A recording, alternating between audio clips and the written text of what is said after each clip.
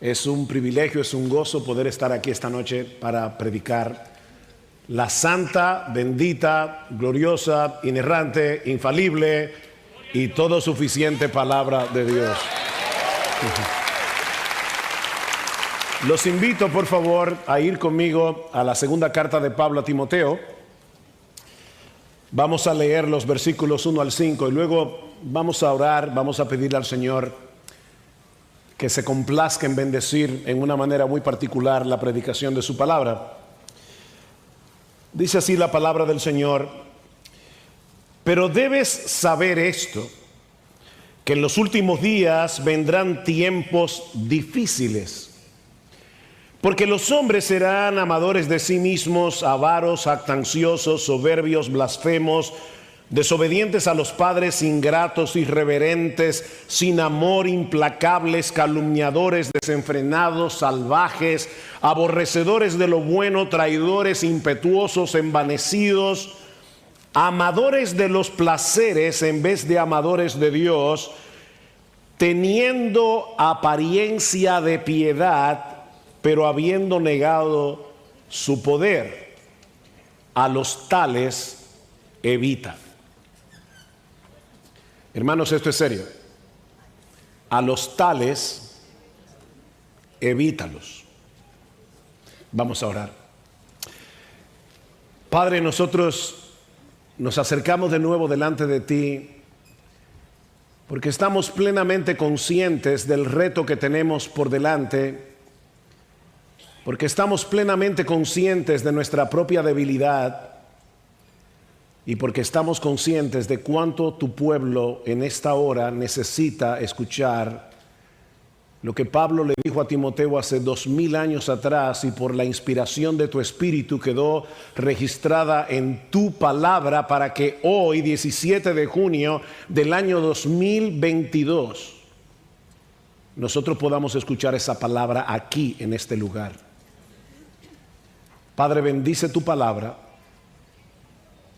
que Cristo pueda ser exaltado en esta noche y que tu iglesia pueda ser edificada, porque te lo pedimos en el precioso nombre de ese león que algún día rugirá.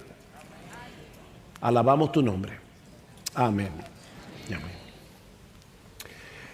Si yo les preguntara en esta noche, ¿cuál es el mayor peligro de la iglesia en el día de hoy? Probablemente algunos piensen en el avance de la agenda globalista o en el movimiento LGTBQ y todas las otras letras, o en la ideología de género o en el movimiento feminista. Y aunque de ninguna manera, mis hermanos, yo pretendo minimizar el peligro que estos movimientos representan para los creyentes y para la iglesia en el día de hoy, porque sería un tremendo error minimizar esos peligros. A la luz de este pasaje de segunda a Timoteo, aprendemos al menos tres cosas que no siempre son tan evidentes. Y son esas tres cosas las que yo quiero compartir en esta noche, a la luz de este pasaje. La primera es que el peligro más grande que enfrenta la iglesia hoy no es nuevo. No comenzó en el siglo XX con todos estos movimientos.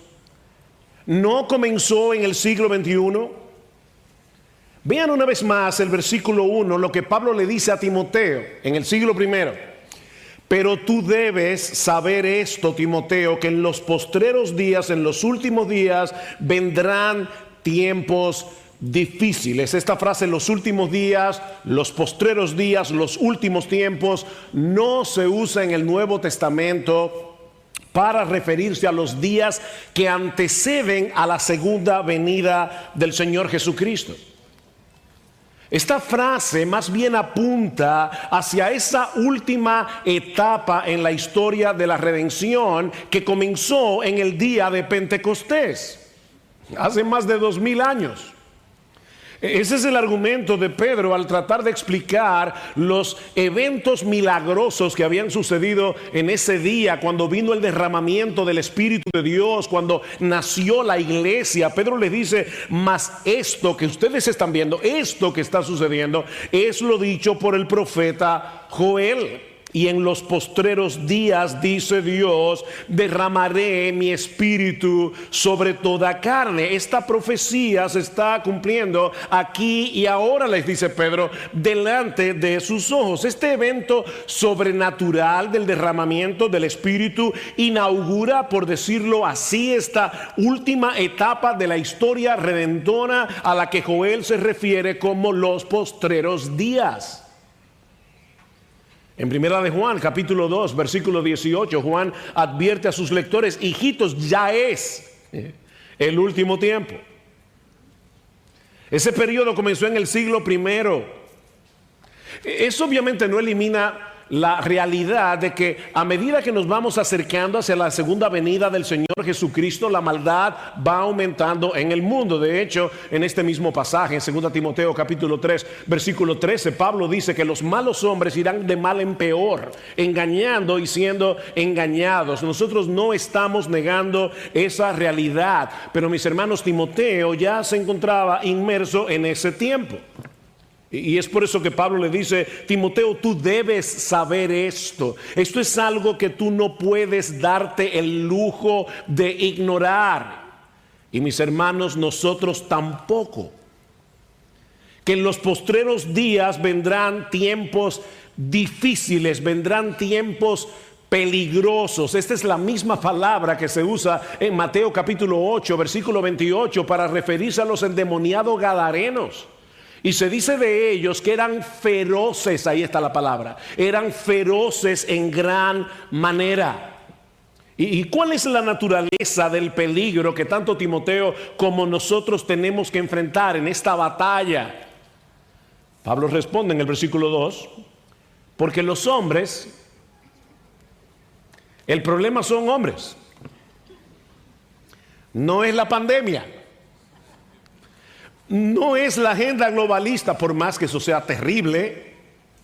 Son hombres con una serie de características. Pablo dice: hombres amadores de sí mismos, narcisistas, hombres avaros, amantes del dinero, codiciosos, hombres vanagloriosos, fanfarrones. Les encanta proclamar sus propios logros, buscar su propia gloria. Son soberbios, tienen una perspectiva inflada de su propio yo. Son blasfemos cuando hablan, deshonran a Dios, maltratan a las personas, desobedientes a los padres, tienen un espíritu rebelde, son ingratos. Ellos asumen que tienen el derecho a tener lo que no tienen y a demandar, a tener lo que tienen y a demandar lo que no tienen. Tal vez por eso proclaman tanto y declaran tanto. Impíos no muestran reverencia alguna hacia las cosas santas, sin afecto natural, son incapaces de empatizar con el que sufre, son implacables, incapaces de perdonar, son calumniadores, destruyen la reputación ajena, son intemperantes, no tienen dominio propio, son esclavos de sus deseos, de sus apetitos, son crueles, dice Pablo, son fieros, agresivos, abusadores, son aborrecedores de lo bueno, desprecian la virtud, son traidores, no se puede confiar en ellos, son impetuosos, actúan precipitadamente, sobre todo para hacer lo malo, infatuados, nadie puede corregirlos porque ellos creen que lo saben todo. Amadores de los deleites más que de Dios, hombres que encuentran más satisfacción en los placeres temporales de este mundo que en el carácter y la obra de Dios. Ahora, alguien pudiera pensar que esos rasgos que Pablo está enumerando aquí han estado presentes entre los impíos desde que el mundo es mundo, desde que el hombre cayó en pecado. La pregunta es: ¿en qué sentido estas cosas serían una característica particular de los últimos tiempos? Porque Pablo está diciendo: Timoteo, tú debes saber esto, en los últimos tiempos vendrán días peligrosos, tiempos feroces por esta clase de hombres. La pregunta es: ¿Qué es lo que hace característico este tipo de hombres en este último tiempo? Bueno, eso nos lleva a la segunda enseñanza que podemos extraer de nuestro pasaje. Y es el hecho, mis hermanos, de que este peligro que Pablo está mencionando, describiendo aquí, no proviene de fuera de la iglesia, proviene de adentro. Ahí es que está el problema. Pablo dice en el versículo 5 que estas personas tendrán apariencia de piedad, pero negarán su eficacia. En el versículo 8 dice que son reprobados en lo que respecta a la fe. Mis hermanos, estos individuos tratarán de infiltrarse en las iglesias disfrazados de ovejas, ocultando su impiedad bajo un manto religioso. ¿No es la misma advertencia que Pablo le había dado a Timoteo? En la primera carta, en el capítulo 4, le dice, pero el Espíritu dice claramente que en los últimos tiempos algunos apostatarán de la fe, prestando atención a espíritus engañadores y a doctrinas de demonios. Esos individuos, esos falsos maestros que enseñan doctrinas demoníacas, están dentro de la iglesia. Pablo no está hablando de lo que está sucediendo allá afuera y definitivamente, hermanos, allá afuera están sucediendo cosas terribles, pero Pablo está hablando del peligro que nosotros enfrentamos adentro. Esa es la buena batalla que nosotros debemos pelear y que no es una opción, como decía Miguel cuando abrió esta conferencia en el día de ayer. Pelea la buena batalla. Primera Timoteo capítulo 1 versículo 18. ¿Cómo?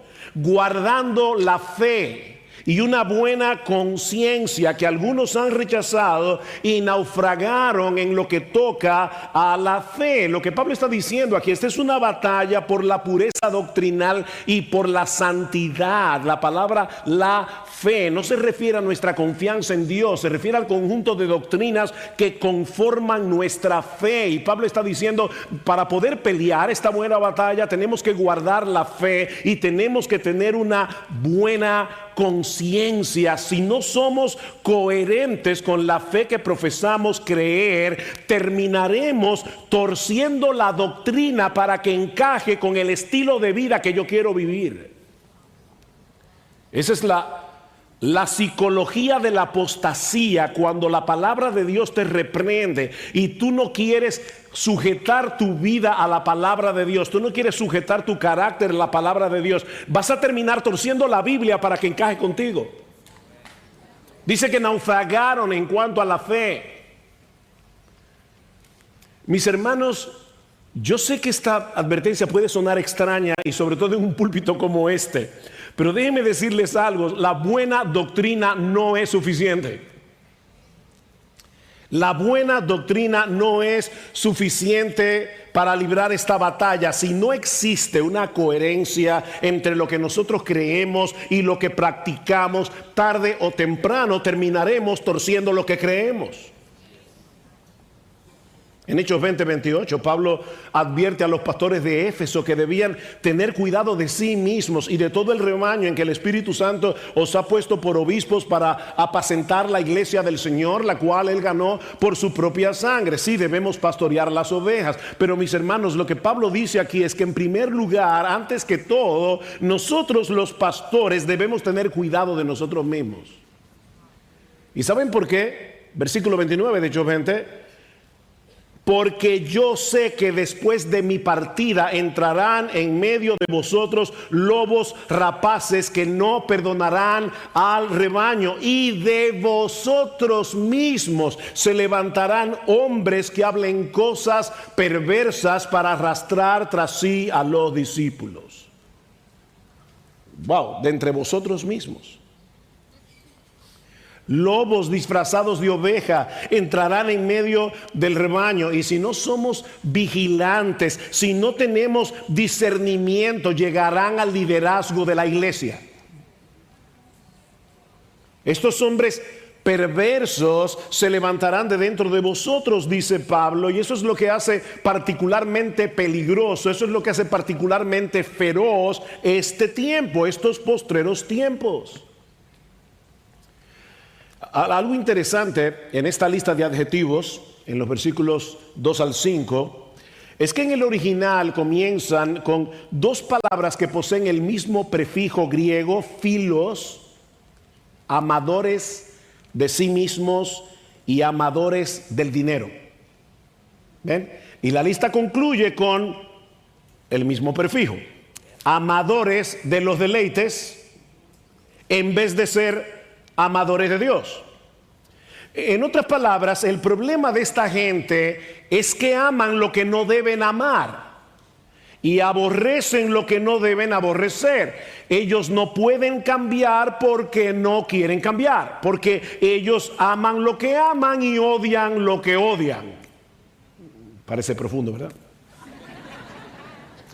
Ellos aman lo que aman y odian lo que odian. Ellos están dentro de las iglesias, pero sus afectos están extraviados, porque no han pasado por un proceso de regeneración. La pregunta es, ¿hay algo que nosotros como pastores podamos hacer para proteger a la iglesia de estos hombres?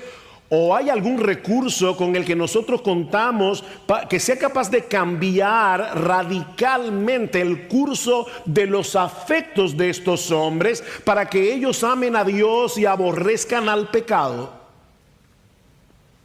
¿Existe algún programa, alguna charla motivacional o terapéutica que sea capaz de cambiar el curso de la vida de estas personas? Por supuesto que no.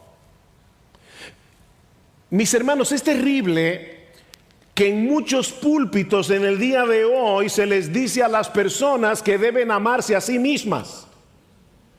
Se les predica a las personas que deben tratar de elevar su autoestima, cuando el problema de esta gente es que se estima demasiado. Son amadores de sí mismos. Es precisamente su amor propio lo que hace imposible que esta gente ame a Dios y su gloria. No pueden hacerlo. ¿Cómo podemos pelear esta batalla? De una manera apropiada y con las armas apropiadas. Bueno, eso nos lleva a la tercera enseñanza de nuestro pasaje. Y es que los recursos con los que nosotros contamos para pelear bien son los mismos que la iglesia ha tenido a lo largo de toda su historia. ¿Y cuáles son? Hombres de Dios, llamados y cualificados por Él, que prediquen y ejemplifiquen fielmente la palabra de Dios.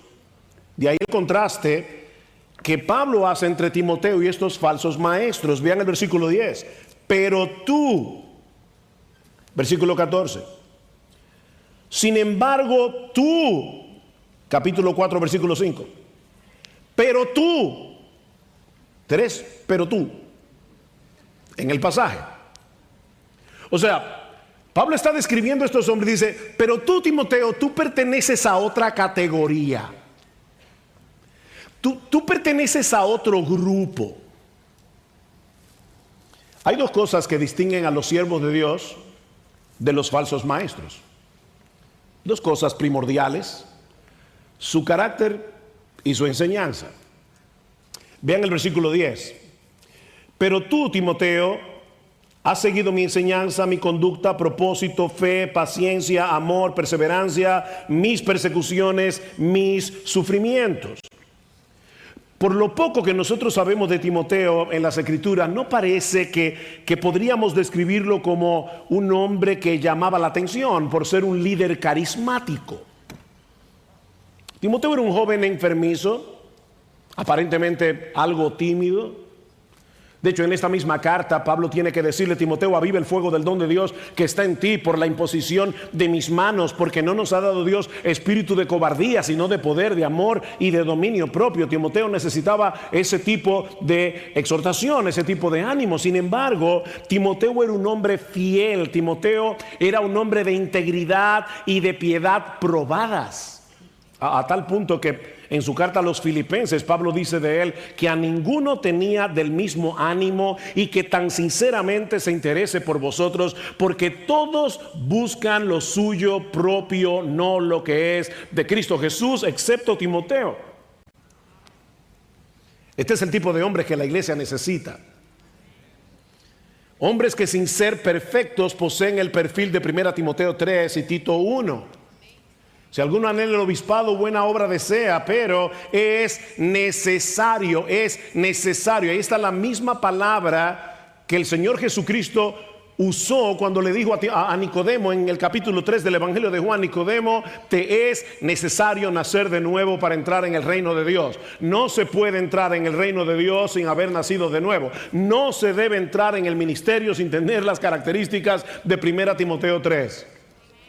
Es necesario que el obispo sea irreprensible, marido de una sola mujer, sobrio, prudente, decoroso, hospedador, apto para enseñar, no dado al vino, no pendenciero, no codicioso de ganancias deshonestas. Un hombre de carácter. Mis hermanos, si no tenemos el cuidado necesario, si somos más pragmáticos que bíblicos, hombres como los que Pablo describe en los versículos 2 al 5 llegarán al liderazgo de la iglesia y devorarán al rebaño. La iglesia de Cristo ha tenido que sufrir el abuso de estos líderes, de estos pequeños pontífices,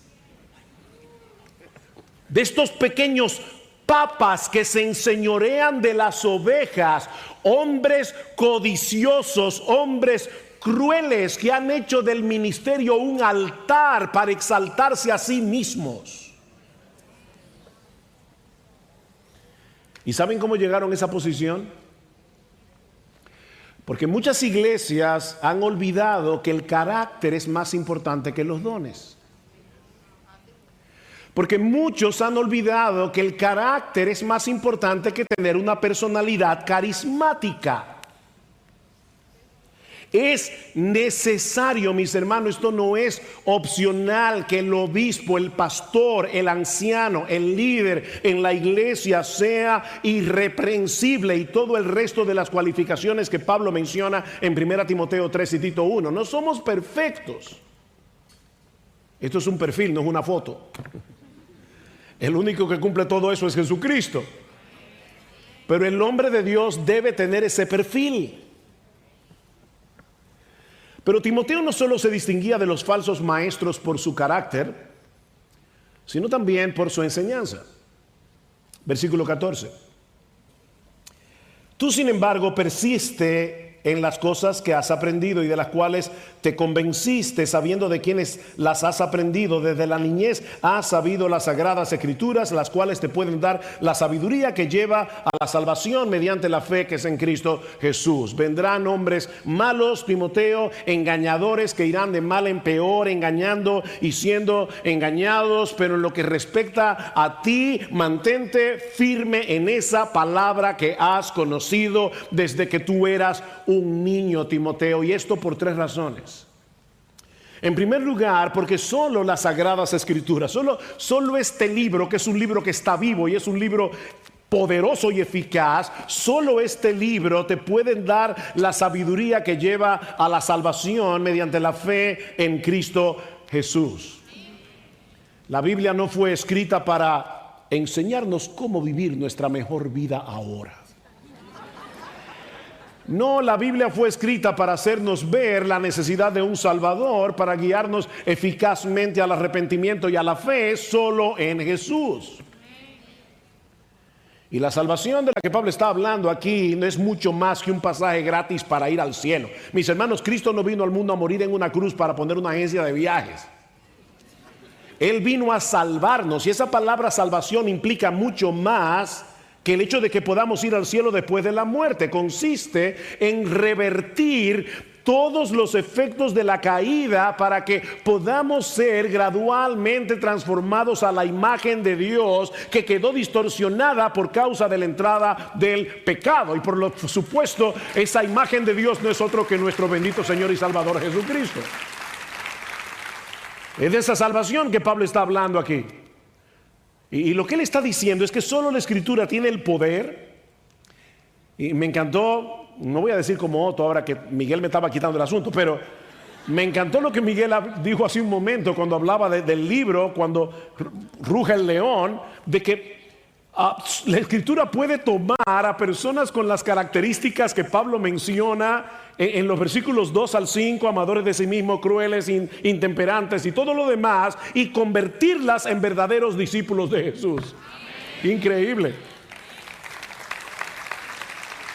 Ese es el propósito de la palabra de Dios, mostrarnos a Cristo, para llevarnos a Cristo, para ser cada vez más semejantes a Cristo. Él es el centro de la revelación de Dios. El propósito de la Escritura es llevarnos a Jesús para ser salvos y para ser santos. Eso es lo que Pablo está diciendo en el versículo 15 de 2 Timoteo 3. Ahora, ¿cómo es posible que este libro puede hacer una obra tan portentosa en el corazón del hombre? Bueno, la respuesta la encontramos en el versículo 16. Toda escritura es inspirada por Dios y útil para enseñar, para reprender, para corregir, para instruir en justicia, a fin de que el hombre de Dios sea completo, sea perfecto, sea equipado para toda buena obra. Esa es la segunda razón por la que Timoteo debía mantenerse aferrado a la Escritura, porque este libro es la palabra inspirada, la palabra exhalada por la boca de Dios. Estamos tan acostumbrados a decir que la Biblia es la palabra de Dios que fácilmente podemos perder de vista lo extraordinario que es el hecho de que este libro sea la palabra de Dios. Este libro es la palabra de Dios, la palabra exhalada por Dios. Pero Timoteo era judío y él sabía que todo lo que Dios ha hecho desde el principio de la creación, lo ha hecho a través de ¿qué, mis hermanos? Lo ha hecho a través de su palabra. Dios se hace presente a través de su palabra, Dios actúa a través de su palabra. Él dijo en Génesis capítulo 1 versículo 3, sea la luz, y la luz fue hecha. Así de simple, nuestro Dios es capaz de traer a la existencia cosas que antes no existían, únicamente por el poder de su palabra. Su palabra. Su palabra es viva, su palabra es eficaz. Mis amados hermanos, dejar de lado este libro para tratar de llevar a cabo el ministerio con técnicas humanas es como sustituir una bomba nuclear por un tirapiedras. Pero Pablo añade algo más. Él dice que toda la Escritura es inspirada y útil a fin de que el hombre de Dios, el ministro del Evangelio, sea perfecto, equipado para toda buena obra. Todo lo que Timoteo necesitaba para seguir avanzando en su propia madurez, todo lo que Timoteo necesitaba para hacer la obra del ministerio, se encuentra en la palabra de Dios, infalible, inerrante y todo suficiente. A la luz de lo que la Biblia es, a la luz de lo que la Biblia produce, ¿qué debemos hacer nosotros de modo que podamos pastorear eficazmente en estos días oscuros? Capítulo 4. Y yo sé que hay una división de capítulos ahí, no se lleven de eso. Alguien decía que la división de capítulos la hizo un individuo que iba encima de un burro. Cada vez que el burro saltaba, dividía el capítulo ahí. Esas divisiones no son inspiradas. A veces el burro saltaba en el momento inadecuado. Porque Pablo no va a hablar de otra cosa. Él viene hablando de la Escritura, del poder de la Escritura. Y le está diciendo a Timoteo, aférrate a este libro, no te apartes de este libro. Y ahora le dice Timoteo, en la presencia de Dios y de Cristo Jesús, que ha de juzgar a los vivos y a los muertos por su manifestación y por su reino, yo te encargo solemnemente, predica la palabra, insiste a tiempo y fuera de tiempo, amonesta, reprende, exhorta con mucha paciencia e instrucción. Timoteo, predica la palabra. Y el verbo que Pablo está usando aquí, que se traduce como predicar, está en modo imperativo, lo que indica, pastores, hermanos, que esto no es una opción entre otras. Esto no es una sugerencia. Es que, bueno, Timoteo, mira, si a ti te gusta cantar, y de paso, déjeme decirle, a mí me encanta cantar.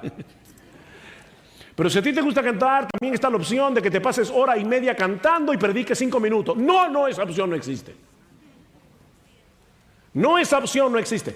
Mis hermanos, en el culto público donde la iglesia se congrega para adorarle, es 1000 veces más importante lo que Dios tiene que decirnos por medio de su palabra que lo que nosotros tenemos que decirle a Él. La predicación de la palabra debe ocupar el lugar central cuando el pueblo de Dios se congrega para adorarle. Dios nos manda a proclamar su palabra como un heraldo, que es el término que se usa aquí. En la antigüedad, cuando los emperadores querían dar a conocer algo, no hacían una rueda de prensa.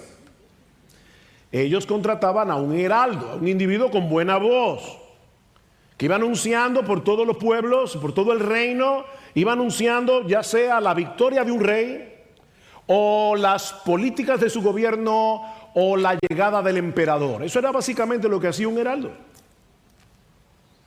Bueno, mis hermanos, eso es precisamente lo que nosotros estamos llamados a hacer como ministros del Evangelio. Nosotros debemos predicar fielmente la palabra para dar a conocer la victoria de nuestro Rey Jesús, para proclamar la política de su gobierno y para decir que Él vuelve pronto. Somos sus heraldos. Los tiempos son peligrosos. Los creyentes van a ser perseguidos por causa de su fe, los engañadores irán de mal en peor, pero tú, Timoteo, predica la palabra a tiempo y fuera de tiempo, es decir, cuando sea factible hacerlo y cuando no lo sea. Cuando te quieran oír y cuando no te quieran oír. Aunque todo el mundo te diga, Timoteo, que la predicación dejó de ser relevante en esta cultura dominada por la imagen, predica la palabra. No, Timoteo, no sustituya la predicación por videoclips. Predica la palabra. Toma este libro y explícaselo a la gente, para que la gente entienda lo que cada texto significa en su contexto. Predica la palabra. Redarguye, reprende, exhorta con toda paciencia y doctrina. ¿Qué le suena eso?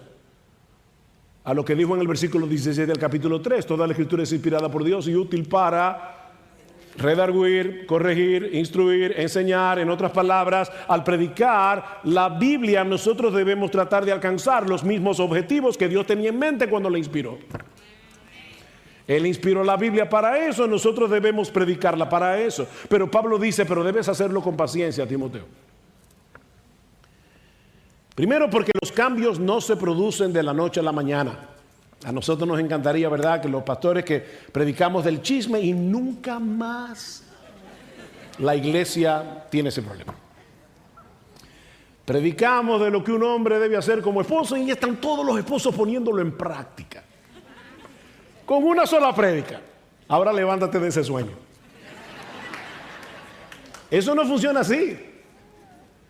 Eso no funciona así. Le dice Timoteo, predica con paciencia, porque los cambios no se producen de la noche a la mañana. Es un ministerio de domingo tras domingo, tras domingo, tras domingo.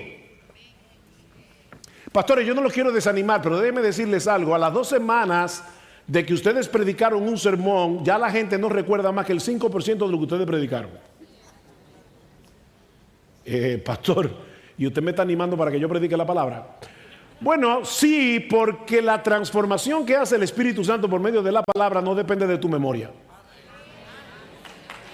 Nosotros predicamos la palabra y hay cambios que se producen allí en ese momento. Y si tú cultivas el hábito de la piedad, Tú no vas a recordar que tal vez ese hábito de piedad te vino porque hace 5 años mi pastor predicó del libro de Sofonías.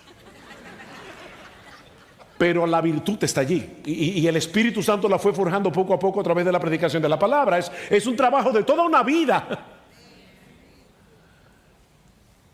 Toda una vida. Así que ten paciencia, Timoteo. Pero ten paciencia porque no todo el mundo aprecia que se les predique fielmente la palabra. Versículo 3. Porque vendrá tiempo cuando, oigan esto, hermanos, no soportarán la sana doctrina, no la van a soportar, sino que teniendo comezón de oídos conforme a sus propios deseos, acumularán para sí maestros y apartarán sus oídos de la verdad y se volverán a los mitos. Eso va a pasar en las iglesias. De no haber pasado en las iglesias, hoy no existirían los predicadores de la prosperidad. No existirían. Lo que Pablo está diciendo, mira Timoteo, o como dice Hendrickson en su comentario, el anhelo de esta gente es tener maestros que se adapten a sus propios caprichos, que se adapten a sus gustos pervertidos. Ellos no quieren escuchar a un hombre que predica fielmente las escrituras, ellos quieren que les rasquen el oído. Por eso, Timoteo, ten paciencia. Versículo 5, pero tú, una vez más, el mismo contraste, muchos no van a querer escucharte cuando expongas fielmente la escritura, pero a pesar de esto, Timoteo, tú sé sobrio en todo. Timoteo, mantente en tu sano juicio, no te dejes arrastrar por el deseo de muchos que visitan la iglesia cada semana esperando ver y escuchar cosas sensacionales y extravagantes. Nosotros no tenemos que diseñar un culto tipo Disney, es simplemente predicar la palabra. Timoteo, sé sobrio, mantente en tu sano juicio y no dejes de predicar este libro. Soporta las aflicciones. Recuerda que todos los que quieran vivir piadosamente en Cristo Jesús padecerán persecución. Y eso incluye a los que persisten en predicar la palabra cuando muchos no querrán escucharla. Haz obra de evangelista, Timoteo, en la iglesia y fuera de ella. Comparte el evangelio con los perdidos. Cumple tu ministerio como, entre otras cosas, procurando con diligencia presentarte delante de Dios como un obrero aprobado que no tiene de qué avergonzarse, que traza bien la palabra de verdad. Albert Mohler, el rector, presidente del Southern, cuenta una historia interesante de sus días como Boy Scout allá en la Florida. Él dice que tanto él como sus amigos estaban fascinados con las serpientes, por lo que necesitaron aprender a distinguir una serpiente venenosa de una que no lo era. La mayoría de las serpientes venenosas de Norteamérica se pueden distinguir por ciertas marcas en la piel. Pero hay una particular que puede ser muy engañosa, es la serpiente de coral. Esta serpiente posee diversas franjas rojas, amarillas y negras y es sumamente venenosa. El problema es que esta serpiente es casi idéntica a la serpiente rey escarlata, que es completamente inofensiva. Lo único que distingue a una serpiente de la otra es el orden de los anillos, de los colores. Para ayudar a los muchachos a distinguir una serpiente de la otra, alguien compuso un poema. El poema dice así en inglés: Red on black, safe for Jack. Red on yellow, kill a fellow. En español sería algo como esto: el rojo tocando el negro es seguro para Jack, el rojo tocando el amarillo te mata con seguridad. Dice Mohler que un día, cuando él tenía como 13 años, se encontró con una serpiente multicolor con amarillos, anillos rojos y negros, y se acordó del poema. El rojo tocando el negro es seguro para Jack. Pero cuando estaba a punto de agarrar la serpiente, se preguntó: ¿y hasta dónde yo puedo confiar en un poema infantil? Y decidió dejar la serpiente tranquila. Déjame hacerte una pregunta, y ahora esto es serio. ¿Cuánto podemos confiar en la Biblia como para guiar por ella nuestra vida y la de las ovejas que Dios ha puesto a nuestro cuidado? Si tú eres miembro de una iglesia, me imagino que aquí habrá muchos pastores, pero hay muchos miembros, ¿cuánto confiamos en la Biblia como para querer estar bajo un ministerio donde un hombre de Dios que se parezca cada vez más a Jesús nos predique fielmente esta palabra? ¿Cuántos hay aquí que deben decir: yo no quiero otra cosa? Yo quiero un hombre de Dios que me predique la Biblia, aunque no sea famoso y aunque no sea popular, que me predique la Biblia. Mira, mi hermano, busca un ministerio que tome muy en serio esta palabra de Pablo en 2 Corintios 4:5, porque no nos predicamos a nosotros mismos, sino a Jesucristo como Señor, y a nosotros como vuestros siervos por amor de Jesús. Es típico de los falsos maestros predicarse a sí mismos. El hombre de Dios predica a Cristo y guía a los oyentes a Él, no a sí mismo. ¿Y sabes por qué? ¿Por qué el hombre de Dios predica la palabra para que Cristo sea exaltado por medio de la palabra? Porque Él es el centro de este libro.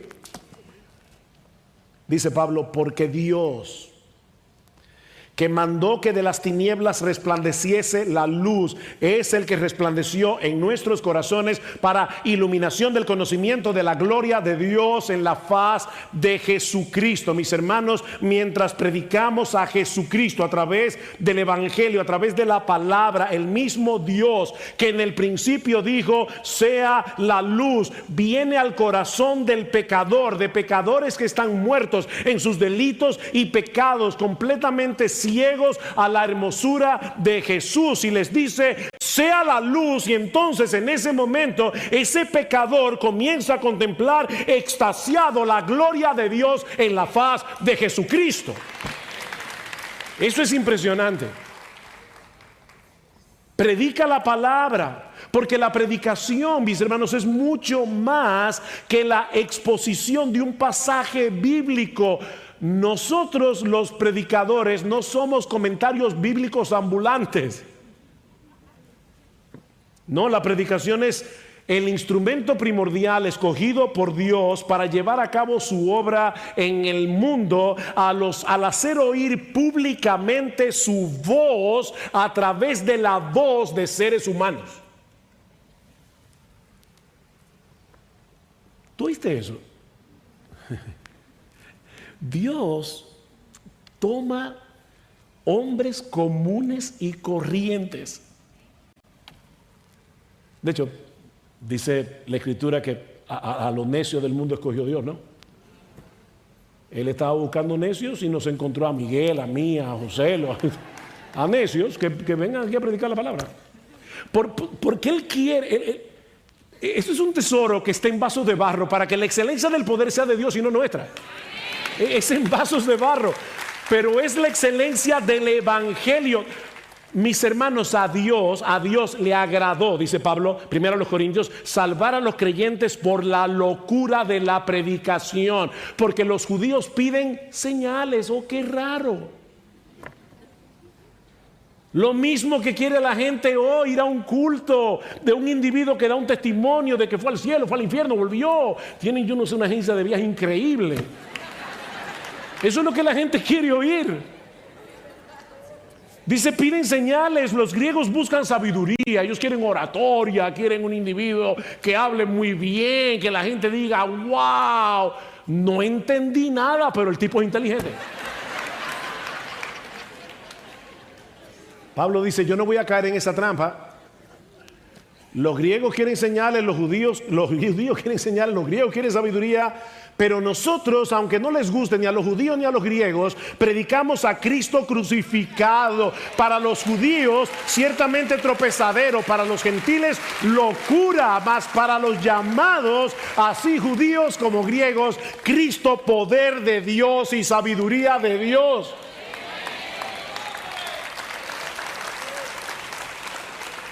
En Él están escondidos todos los tesoros de la sabiduría y del conocimiento. Ahora yo te pregunto, ¿de verdad nosotros creemos eso? ¿De verdad creemos que en Cristo están escondidos todos esos tesoros? Y que el poder de Dios es puesto al alcance de todos a través de la predicación fiel de las Escrituras, cuando Él, solo Él es exaltado. Porque si es así, no deberíamos permitir, no, hermanos, miembros de iglesias que están aquí por su causa, no deberíamos permitir que ninguna otra cosa sustituya la predicación de la palabra de Dios cuando su pueblo se congrega para adorarle. No deberíamos permitirlo. Sí, estamos viviendo en días oscuros. Y los hombres irán de mal en peor. Pero ¿saben qué? Y quiero terminar con una nota de ánimo. Si lo miramos desde otra perspectiva, hay una realidad alentadora detrás de esta advertencia de Pablo. Si lo piensan bien, la iglesia tiene 2000 años lidiando con estos apóstatas. 2000 años. Pero el diablo no ha logrado detener el avance de la iglesia. Porque Cristo no ha dejado y no dejará de cumplir su promesa. Yo edificaré mi iglesia y las puertas del Hades no prevalecerán contra ella. A través de los siglos, la iglesia de Cristo ha tenido que pelear muchas batallas y muchos han celebrado anticipadamente su desaparición. Pero como bien ha dicho alguien, han repicado las campanas, han anunciado la muerte de la iglesia, pero el cadáver nunca ha aparecido. Cristo seguirá edificando su iglesia a través de hombres comunes y corrientes, hombres fieles que predican su palabra, que pastorean al rebaño, predicando su palabra a tiempo y fuera de tiempo. Hombres que proclaman con gozo la gloria del Salvador, para que viendo esa gloria los suyos continúen siendo transformados de gloria en la misma imagen como por el Espíritu del Señor. Cristo seguirá edificando su iglesia y cuando Él regrese en gloria, Él tendrá una esposa. Y nosotros estaremos allí en las bodas del Cordero. Las puertas del Hades no prevalecerán. Por eso permítanme concluir con unas palabras de doxología con la que Judas, el apóstol, concluye su carta. Por cierto, una carta donde el tema principal es guardarse en medio de la apostasía. ¿Y qué dice Judas? Y ese es mi deseo para todos ustedes en esta noche. Y aquel que es poderoso para guardaros sin caída y presentaros sin mancha delante de su gloria con gran alegría al único y sabio Dios nuestro Salvador, sea gloria y majestad, imperio y potencia, ahora y por todos los siglos. Amén. Amén y amén. Vamos a orar. Padre, te damos muchísimas gracias, oh Señor, por tus preciosas y grandísimas promesas. Gracias por tu palabra. Pero ayúdanos, oh Señor, a tomar estas advertencias en serio. Guárdanos Oh Señor, guarda los ministerios fieles que se encuentran en este lugar, protégenos del maligno y ayúdanos, oh Padre bueno, a no ir detrás de novedades, sino a seguir haciendo lo que tu iglesia ha estado haciendo durante más de 2000 años, predicando tu palabra para que Jesucristo sea conocido y reconocido como Rey de Reyes y Señor de Señores. Que a Él sea la gloria hoy y por siempre, por los siglos de los siglos. Amén y amén. Amén.